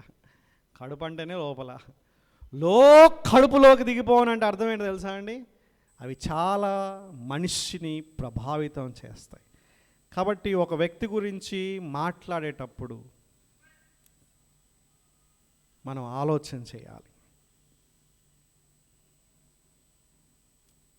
చెడు మాట్లాడకూడదు, వాళ్ళ యొక్క రహస్యాలు మాట్లాడకూడదు. ఎందుకంటే సంబంధాలు ఘోరంగా వైఫల్యం చెందుతాయి. One spark of the tongue May burn a life time. కొన్నిసార్లు మనం మాట్లాడేటటువంటి ఒక అనాలోచితమైనటువంటి మాట, ఒక కొండెం, ఒక అబద్ధం, ఒక తప్పుడు సమాచారం, ఒక లీకేజ్ ఆఫ్ రహస్యం జీవితాంతం ఆ వ్యక్తి గాయపడుతూనే ఉండేటట్లుగా మారుస్తుందని చెప్తున్నాడు ఇక్కడ. అంటే కొన్నిసార్లు ఇర్రివర్సిబుల్, మళ్ళీ మనం దాన్ని బాగు చేయడం కొంచెం కష్టమైపోతుంది. కాబట్టి మనం చాలా కేర్ఫుల్గా ఉండాలి, కృపా సహితంగా మనం మాట్లాడాలి అనేటటువంటిది మనం చూసుకున్నాం. ఇంకొక ప్రాముఖ్యమైనటువంటి మాట మనం చూద్దాం. ఎఫెసీ పత్రిక 4వ అధ్యాయంలో మనం ఈ మాట చూస్తాం. దాని తర్వాత ఫైనల్ చెప్పి నేను ముగిస్తాను. ఎఫెసీలకు రాసినటువంటి పత్రిక 4వ అధ్యాయంలో మన మాటలు ఎట్లుండాలి, ఎట్లా ఉండకూడదో మన అందరూ తెలుసు, అవునా? ఎట్లా ఉండకూడదు, బూత్ మాట్లాడకూడదు, రైట్. కొంతమంది యేసుక్రీస్తు నమ్ముకున్న తర్వాత కూడా బూత్ మాట్లాడుతూ ఉంటారు. ఏమన్నా ఏమంటారు, నా యొక్క వీక్నెస్, నేను చిన్నప్పటి నుంచి ఇంతే. కరెక్టేనా అండి అది? చిన్నప్పటి నుంచి ఇంతే వీక్నెస్? నో. కోపం వచ్చింది లేకుంటే పర్వాలేదు, నో. బూత్ మాట్లాడకూడదు, చెడ్డ మాటలు మాట్లాడకూడదు. ఎందుకంటే దేవుని యొక్క రాజ్యానికి మనం హక్కుదారులు కాదని దేవుని యొక్క వాక్యం చెప్తుంది. చూడండి ఇక్కడ కావాలంటే 3వ వచనంలో 5:3 అయితే జారత్వం, అపవిత్రత, లోభత్వం, ఓకే. వ్యర్థమైన మాటల వలన ఎవరినూ మిమ్మల్ని మోసపరచనీయకుడి, ఇటు వలన దేవుని ఉగ్రత అవిధేయులైన వారి మీదకి వచ్చిన కనుక మీరు అటు వారితో ఉండకూడదు, అపవిత్రుడుగా ఉండకూడదు మనం, రైట్. అలాంటి వ్యక్తి దేవుని యొక్క రాజ్యానికి ఉండకూడదు. బూతు మాటలు, సరసాలు అనేటటువంటి ఉండకూడదని చెప్తున్నాడు. కాబట్టి ఇవన్నీ మనకు తెలుసు. వ్యర్థమైన మాటలు మాట్లాడకూడదు, బూతు మాటలు మాట్లాడకూడదు, చెడు మాటలు మాట్లాడకూడదు, కొండెలు మాటలు. చెప్పండి, 4 విషయాలు చెప్పండి. ఏంటి? వ్యర్థమైన మాటలు మాట్లాడకూడదు, బూతు మాటలు మాట్లాడకూడదు, చెడ్డ మాటలు మాట్లాడకూడదు, అలాగే కొండెములు ఆడకూడదు. ఇది మనకు తెలుసు. మరి ఏం చేయాలి? మరి మాట్లాడడం కరెక్ట్. ఏం చేయాలి? గమ్మున నేను వచ్చేటప్పుడు ఒక బాబుని అడిగా, చిన్న బాబుని, రోజంతా 24 అవర్స్ ఏం మాట్లాడకుండా నువ్వు ఉండగలవా అని అడిగా బాబుని. 24 అవర్స్ ఒక్క మాట కూడా మాట్లాడకుండా ఉండగలవా? మీరేం చెప్తారు సమాధానం? ఉండగలను అనేవాళ్ళు ఒక్కసారి చేతులు ఎత్తండి. ఉండగలను 24 అవర్స్. మంచిగా ఎత్తండి. ఇట్లేదే 24 అవర్స్ నేను ఏం మాట్లాడకుండా ఉండగలను అన్న వాళ్ళు చేతులు ఎత్తండి. బాబులు చూడండి, చేయలు చూడండి ఒకసారి. మీ పిల్లలు టెస్ట్ పెట్టండి వాళ్ళకి ఇంటి దగ్గర. మా వాడేమన్నాడు తెలుసా? ఏదన్నా పందెం అయితేనే ఉంటా అంటున్నాడు. పందెం అయితే ఎవరైనా ఉంటారు, పందెం గురించి మాట్లాడడం లేదు. మామూలుగా ఏం మాట్లాడకుండా ఉండగలమా అంటే ఉండలేం. శ్రీకాంత్ ఉండలేం. శ్రీకాంత్ పందెం కోసం ఉండగలవు, బట్ జనరల్గా న్యాచురల్గా ఉండడం చాలా కష్టం. ఉంటే మంచిదే. అలా ఉంటే ఏమంటుంది తెలుసా బైబిల్? తెలుసా పిల్లలు? తెలుసా ఏం మాట్లాడకుండా ఉంటే ఏమంటారు తెలుసా? ఎంత జ్ఞానవంతుడురా, ఎంత బుద్ధి గలవాడురా, ఎంత వినయం గలవాడురా అంటారు అన్నమాట. అది ప్లస్ పాయింట్. మూర్ఖుడు కూడా మౌనంగా ఉంటే అట్లాంటి బెనిఫిట్స్ వస్తాయి మనకి. కానీ మనం ఏం చేయాలనేటటువంటిది ఇక్కడ ఇవ్వబడింది. 4వ అధ్యాయం 29వ వచనం. 4వ అధ్యాయం 29. వినువారికి మేలు కలుగునట్లు, underline that word, that's a purpose. మేలు కలుగునట్లు, అవసరమును బట్టి, టైమ్లీ వర్డ్, సమయోచితమైన మాట, వెండి పండ్లెంలో పెట్టిన బంగారు పండ్ల వంటిది అని బైబిల్ చెప్తుంది. ద టైమ్లీ వర్డ్, సమయోచితమైన మాట, కరెక్ట్ సమయంలో కరెక్ట్ మాట, వెండి పళ్ళెంలో పెట్టిన బంగారు పండ్ల లాంటిదని చెప్తున్నాడు. అవసరమును బట్టి క్షేమాభివృద్ధికరమైన అనుకూల వచనమే పలుకుడి, కానీ దుర్భాష ఏదైనను మీ నోట రానియకుడి అంటున్నాడు. అంటే ఇంత ముందు చూసినాం, దుర్భాషలు అన్నప్పుడు బూత్ మాటలు, చెడ్డ మాటలు, ఇవన్నీ రానియొద్దు. ఓకే, కానీ ఏం చేయాలి మనం? అవసరాన్ని బట్టి అనుకూల వచనాలు, టైమ్లీ వర్డ్లు మాట్లాడాలంటే ఎంత జాగ్రత్తగా మాట్లాడాలి కదా. కొంతమంది మాట్లాడుతూనే ఉంటారు. వాళ్ళు మాట్లాడచ్చా? అట్లా మాట్లాడచ్చా? కొంతమంది మూగోళ్ళు, ఎంత మాట్లాడించినా, ఏం అడిగినా సరే దానికి అవును, కాదు, ఓకే, ఏం మాట్లాడరు వాళ్ళు. కొంతమంది మూగోళ్ళలాగా ఉంటారు, కొంతమంది ఏమో ఇక అక్కడక్కడక్కడ మాట్లాడుతూనే ఉంటారు ఇక వాళ్ళకి. అది మన యొక్క వ్యక్తిగత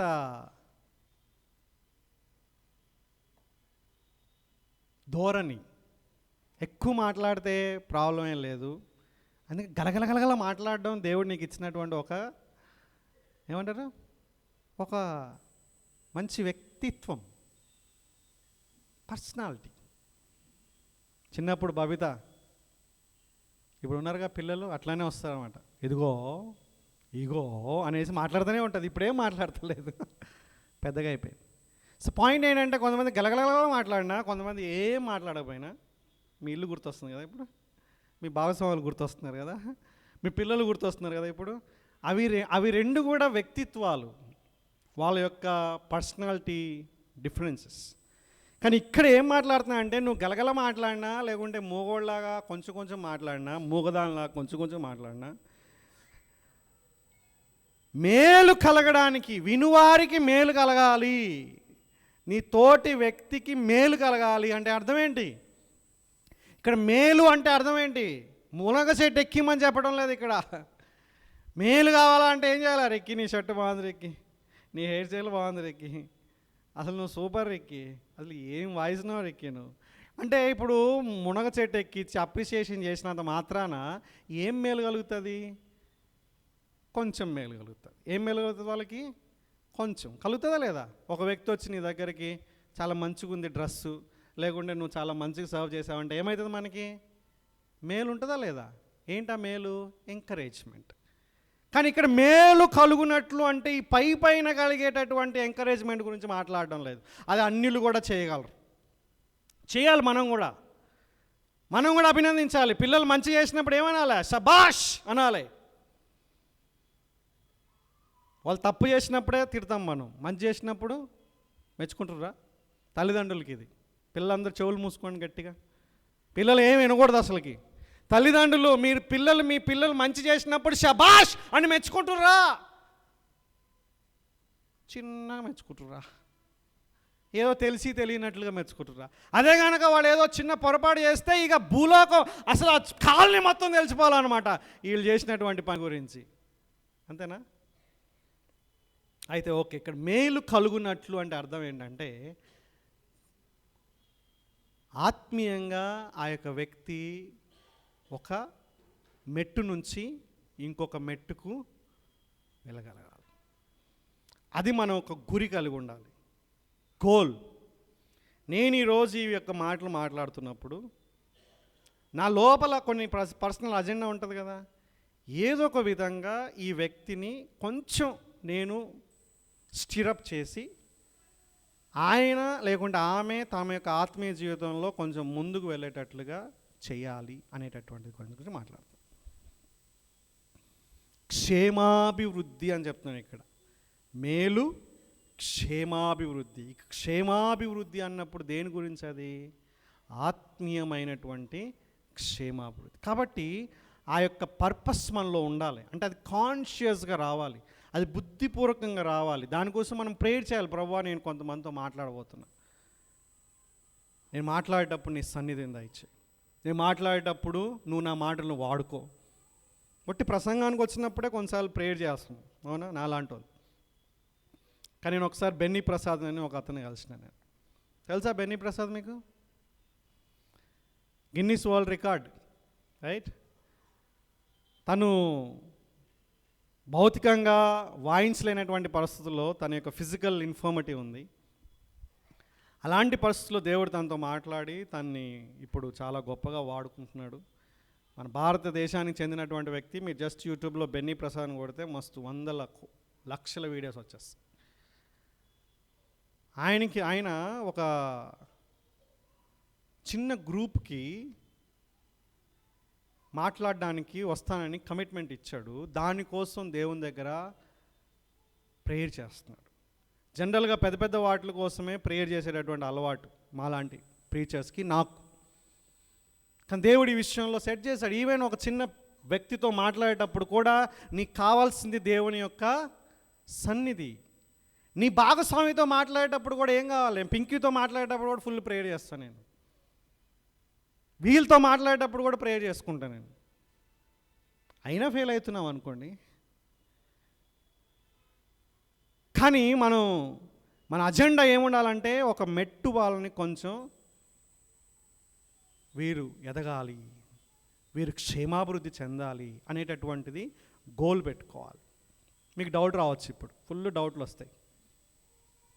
షైనీకి ఇప్పుడు ఫుల్ డౌట్లు వచ్చేస్తున్నాయి. మరి అంకుల్ వీడియోలో అన్నీ పెట్టినా, లేకుంటే వేరేది పెట్టేవాడిని, మరి నవ్వకూడదా? మనం జోకులు వేయకూడదా? శ్రీకాంత్, ఇప్పుడు మనం అనుకూల వచనమే మాట్లాడాలన్నప్పుడు ఎప్పుడు ఆత్మీయంగా హల్లెలూయా, బైబిల్ చదివారా, ప్రేయర్ చేసుకుంటున్నారా, కుటుంబ ప్రార్థన జరుగుతుందా, ఎలా ఉన్నారు? జోక్ చేయకూడదా? ఇక అన్న మీరు ఇప్పుడు చేస్తురుగా అని అంటారేమో మీరు. జోక్ చేయొచ్చు, ఇతరులు నిందించకుండా, ఇతరులను కించపరచకుండా, ఇతరులు గాలి తీయకుండా, ఓకేనా, ఇతరులను అపహాస్యం చేయకుండా జోక్ చేయొచ్చు. నవ్వాలి అని ఉంది. నవ్వాలి అనేటటువంటిది ఒక క్రమశిక్షణ. అందుకే నేను కపుల్స్కి నవ్వడం నేర్పిస్తా. అంటే ఏ కపుల్స్కి? పెళ్ళి చేసుకోవాలి అని వస్తారు కదా మా ఇంటికి పెళ్ళి చేసుకోవాలని వస్తే వాళ్ళకి ఎట్లా నవ్వాలో నేర్పిస్తాను నేను. నవ్వు మంచిది, చిరునవ్వు ఇంకా మంచిది, గట్టిగా నవ్వితే ఇంకా మంచిది ఆరోగ్యానికి. కానీ ఇక్కడ మన యొక్క మోటివ్ ఏముండాలి? నరసింహ, ఏముండాలి మన మోటివ్? నేను ఈ వ్యక్తితోని మాట్లాడే మాటల వలన ఆ వ్యక్తి ఆత్మీయంగా కొంచెం ముందుకు వెళ్ళడానికి ప్రభువా నువ్వు నాకు సహాయం చేయి. అది నెక్స్ట్ పాయింట్. నెక్స్ట్ పాయింటే అది. చూడండి, ఫైనల్ పాయింట్ ఏంటది? ఒకసారి రాసుకోండి. కీర్తనకారుని యొక్క ప్రార్థన మనం ఇక్కడ చూడాలి. 141 కీర్తన 3వ వచనం చదవండి ఎవరైనా. 141:3.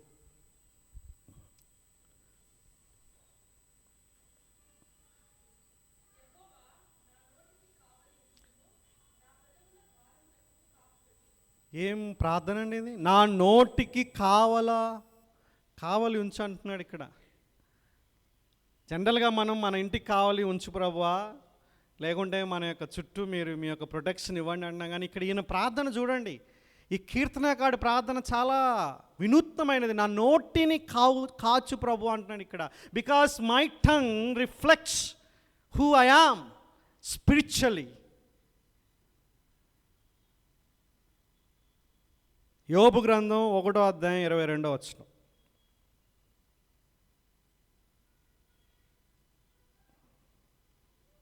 యోబు గ్రంథం, మీరు వస్తారు తొందరలోనే యోబు గ్రంథంకి వచ్చేస్తారు ఈ నెలలో.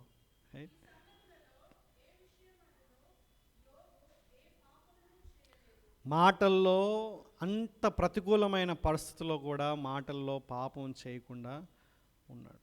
2వ అధ్యాయం 10వ వచనం.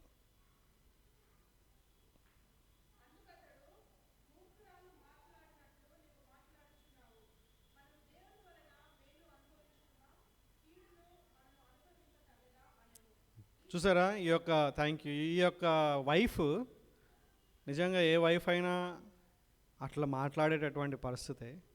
కొంతమంది వైఫ్స్ మాట్లాడకపోవచ్చు, యోబు లాంటి వైఫ్స్.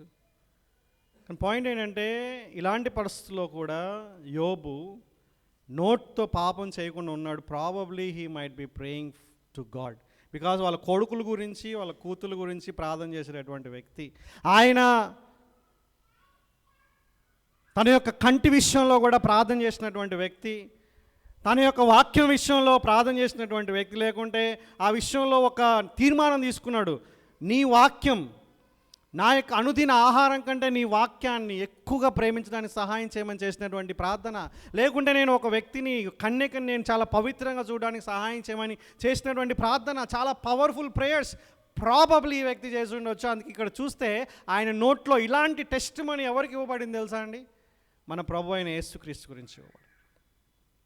ఆయన నోటిలో ఏ కపటమును లేదు అనేటటువంటి.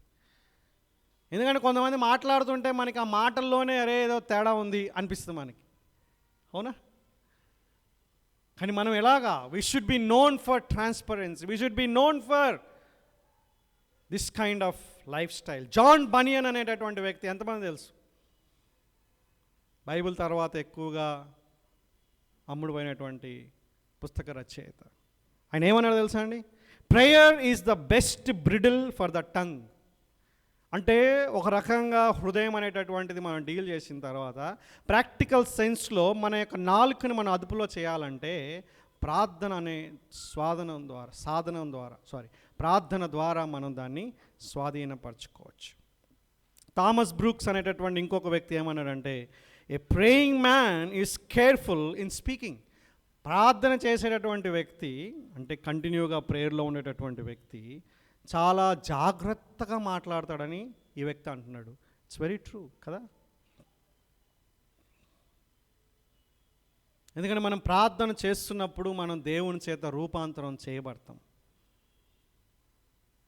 మనం ప్రార్థనలో ఎక్కువగా ఉంటున్నామంటే మన హృదయం రూపాంతరం చెందుతూ ఉంటుంది, మన ఉద్దేశాలు రూపాంతరం చెందుతూ ఉంటాయి. కాబట్టి మన యొక్క మాటలు కూడా మనం కేర్ఫుల్గా ఒక మెట్టు కొంచెం ముందుకి వెళ్ళేటటువంటి పరిస్థితి. కాబట్టి మీరు చూడండి, మనం పరిపూర్ణం కాకపోయినా పరిపూర్ణతలోకి మనం వెళ్తూ ఉంటాం. మహిమ నుంచి అధిక మహిమలోకి మనం వెళ్తూ ఉంటాం. అది ఎక్కడ రిఫ్లెక్ట్ అవుతుంది తెలుసా అండి? మన ఆత్మీయత మొత్తం కూడా మన మాటల్లో రిఫ్లెక్ట్ అవుతుంది. అందుకే అన్నాడు, మూఢుడైనను మౌనంగా ఉండిన ఎడల జ్ఞాని అని ఎంచబడు. అంటే మాటల విషయంలో మనం ఎక్స్ట్రీమ్లీ కేర్ఫుల్ ఉండాలి. విస్తారమైనటువంటి మాటల్లో దోషం ఉండక మానదు. అంటే గలగలగా మాట్లాడేటటువంటి వాళ్ళు, ఎక్కువగా మాట్లాడేటటువంటి వాళ్ళు, ప్రసంగికులు చాలా కేర్ఫుల్గా ఉండాలి. దీంట్లో అతిశయం ఉండొచ్చు. ఈ మాటల్లో పొరపాటు ఉండొచ్చు. ఎక్కువగా మాట్లాడడం వల్ల తొందరపాటులో ఏదైనా లీక్ చేయొచ్చు. కాబట్టి కేర్ఫుల్గా ఉండాలి. మనం ఎక్కువగా మాట్లాడొద్దని చెప్పడం లేదు, కేర్ఫుల్గా మాట్లాడమని చెప్తుంది బైబిల్. ఎక్కువగా మాట్లాడొద్దని చెప్పడం లేదు, ఏం చెప్తుంది? అతిశయంగా మాట్లాడొద్దని చెప్తుంది. ఎందుకంటే అది నీ పర్సనాలిటీ. నీ మాట్లాడకూడదు అని అనుకుంటే కష్టం, ఎందుకంటే నీ వ్యక్తిత్వానికి వ్యతిరేకంగా నువ్వు పోలేవు. ఎన్ని రోజులని ఆపేస్తావు నీ వ్యక్తిత్వాన్ని?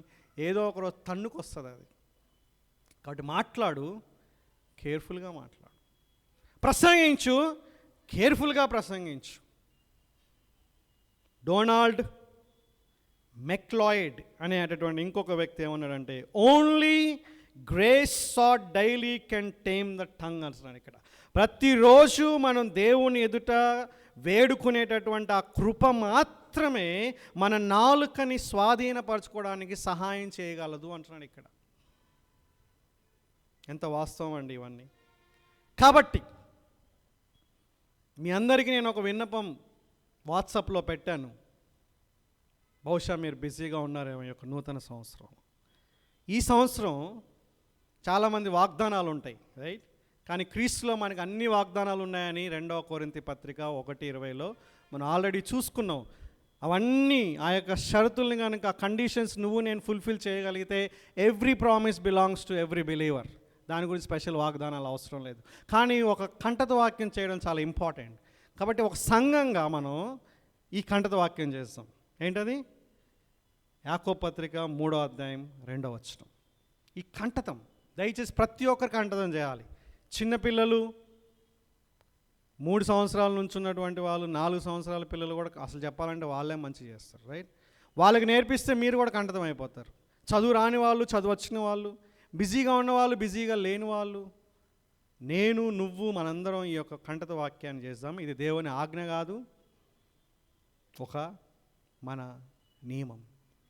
ఈ విషయంలో మనం దేవునికి ప్రార్థన చేసుకుందాం. సో దాట్ కృపాసహితంగా మాట్లాడేవారిగా మనం ఉండాలి, క్షేమాభివృద్ధికరంగా మాట్లాడేవారిగా ఉండాలి. అతిశయంగా కాకుండా మన యొక్క మాటలు దేవుని మహిమపరిచే విధంగా ఉండాలి. అంటే మనం మన హృదయాన్ని రూపాంతరపరచుకోవాలి, మన హృదయాన్ని కాపాడుకోవాలి. దేవుని వాక్య వెలుగులో ప్రతిరోజు మన హృదయాన్ని మనం కాపాడుకోవాలి. అప్పుడే మన యొక్క నోరు కంట్రోల్ అవుతుంది. దయచేసి అర్థం చేసుకోండి, దేవుని వాక్యం లేకపోతే మన యొక్క నోరు కంట్రోల్ చేయలేము. ఇంపాసిబుల్. కాబట్టి మేక్ ఎ కమిట్మెంట్. ప్రభువా,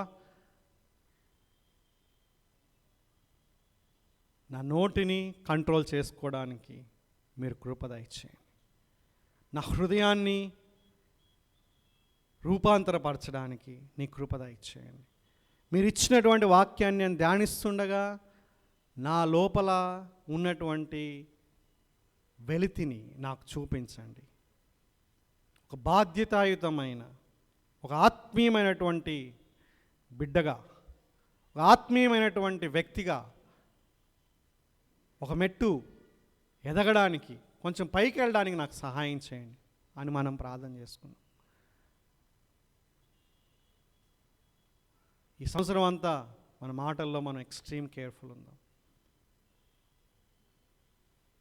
డంబపు మాటలు పలకకుండా, ఇతరులను కించపరిచే మాటలు మాట్లాడకుండా, కొండెములు మాట్లాడకుండా, బూతు మాటలు మాట్లాడకుండా, కోపంలో మాట్లాడకుండా, కృపాసహితంగా మాట్లాడేవారుగా ఉన్నాం. అటువంటి కృప దేవుడు మనకి ఇవ్వాలని ప్రార్థన చేసుకుందాం. ప్రభువా, మీకు వందనాలు. మా మాటలు మా హృదయాన్ని రిఫ్లెక్ట్ చేస్తున్నాయని మేము విన్నాం. కానీ హృదయం మోసకరమైనదని కూడా మీ వాక్యం చెప్తుంది. కాబట్టి ఆ మోసం నుంచి తప్పించే దేవుని వాక్యం దగ్గరికి మేము రావాలి. మా హృదయం రూపాంతరత చెందాలి. తద్వారా మా నాలుక సరైన రీతిలో క్షేమాభివృద్ధికరంగా, వినివారికి మేలు కలుగునట్లు, అవసరాన్ని బట్టి సమయోచితమైనటువంటి అనుకూల వచనాలు మాట్లాడేటటువంటి ఆ యొక్క స్థితిలోనికి మమ్మల్ని తీసుకువెళ్ళమని, ఆ కృప మాకు అనుగ్రహించమని యేసుక్రీస్తు నామంలో ఈ ప్రార్థన చేస్తున్నాం తండ్రి. ఆమేన్. Thank you.